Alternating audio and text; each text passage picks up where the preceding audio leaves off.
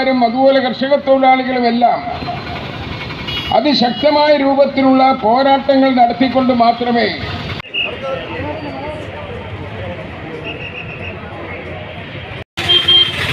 കാർഷിക മേഖല തകർന്നടിഞ്ഞു, തൊഴിൽ മേഖല തകർന്നടിഞ്ഞു, വ്യവസായങ്ങൾ കൊട്ടിയടച്ചു, വിലക്കയറ്റം പതിവായി. അധ്വാനിക്കും മനുഷ്യരാകെ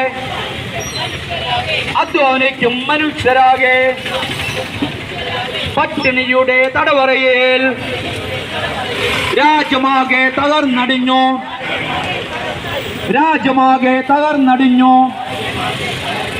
രാജ്യവിരുദ്ധ ഭരണക്കാർ രാജ്യമാകെ തച്ചു തകർത്തു.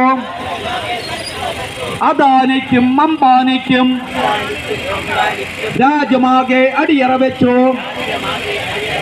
പുസ്തകന്മാരുടെ വളർച്ചയ്ക്കായി എന്തും ചെയ്യും മോദി ഭരണം. ഇന്ത്യ നാടിനാപത്തായി. ജാതി പറഞ്ഞും മതം പറഞ്ഞും ജനങ്ങളെയാകെ ഭിന്നിപ്പിച്ചും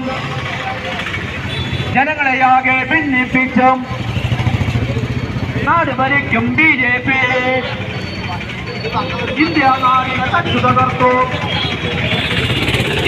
തീരുമാനിച്ചിട്ടുള്ളത്. അതുകൊണ്ട് തന്നെ തൊഴിലാളികളും കൃഷിക്കാരും അതുപോലെ കർഷക തൊഴിലാളികളുമെല്ലാം അതിശക്തമായ രൂപത്തിലുള്ള പോരാട്ടങ്ങൾ നടത്തിക്കൊണ്ട് മാത്രമേ ഇതിനെല്ലാം എന്തെങ്കിലും പരിഹാരമാക്കാൻ വേണ്ടാൻ കഴിയൂ. ഇപ്പൊ നമ്മൾ കണ്ടു, 2 സമരങ്ങൾ നമ്മൾ ഇന്ത്യ രാജ്യത്ത് കാണാൻ വേണ്ടി കഴിഞ്ഞു. കൃഷിക്കാരന്റെ സമരം, ആ കൃഷിക്കാരന്റെ സമരത്തിൽ 700-അധികം വരുന്ന കൃഷിക്കാരൻ രക്തസാക്ഷികളായി. എന്നാലും നരേന്ദ്രമോദിക്ക് അവരുടെ മുമ്പിൽ മുട്ടുമടക്കേണ്ടി വന്നു, കീഴ്പ്പെടേണ്ടി വന്നു, സാക്ഷാംഗം നമസ്കരിക്കേണ്ടി വന്നു. ആ നിലയ്ക്ക് കൃഷിക്കാരൻ്റെ ആ ബില്ല് മറ്റതെല്ലാം നിയമങ്ങളെല്ലാം മാറ്റിയെടുക്കാൻ വേണ്ടി നരേന്ദ്രമോദി വീണ്ടും പാർലമെന്റിൽ ഭേദഗതി വരുത്തിക്കൊണ്ട് മാറ്റിയെടുക്കാൻ വേണ്ടിയിട്ട് തീരുമാനമെടുത്തു. ഇപ്പം അടുത്ത കാലത്ത് നടന്നിട്ടുള്ള ചെറുപ്പക്കാർ, വിദ്യാർത്ഥികൾ, യുവാക്കൾ